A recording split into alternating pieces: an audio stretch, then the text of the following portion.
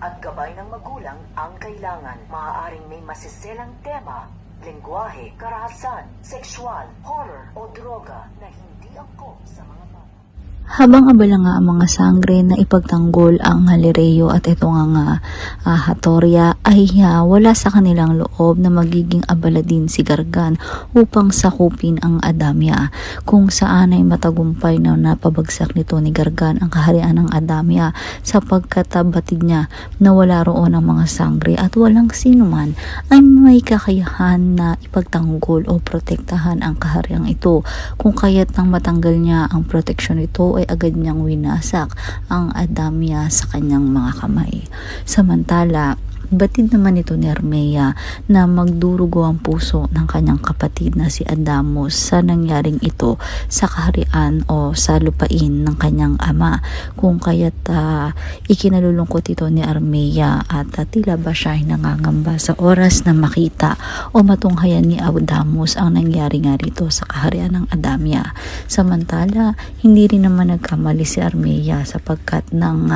natunghayan ni Adamos ang naging kapalaran ng Adamya sa mga kamay ni Gargan ay talagang sumabog halos ang kanyang damdamin sa galit sa masamang bathala, kung kaya't ito ay hindi na magdadalawang isip pa at siya ay agad-agad na magpupunta sa hukbo o kuta nila Gargan upang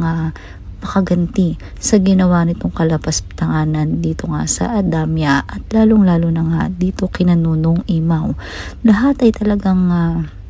nalulungkot, maging si Tera ay naaawa sa mga Adamyan dahil alam niya na walang kalaban-laban ng mga ito at iyon ang ginamit nila Gargan upang sakupin ng madali ang kahariang ito. Samantala, susugod nga itong si Adamos nang hindi alam ng kanyang mga kasamahan, kung kaya't ano na naman ba ang mangyayari dito kay Adamos. Talaga nga ba na malalabanan niya si Mitena, Zaur at etong si Gargan na mag-isa, dahil parang kahibangan ang gagawin niyang ito sapagkat alam niya na isang brilyante lang ang dala niya at ito ay nakuha na noong paman ni Zaur. Samantala, buong lakas na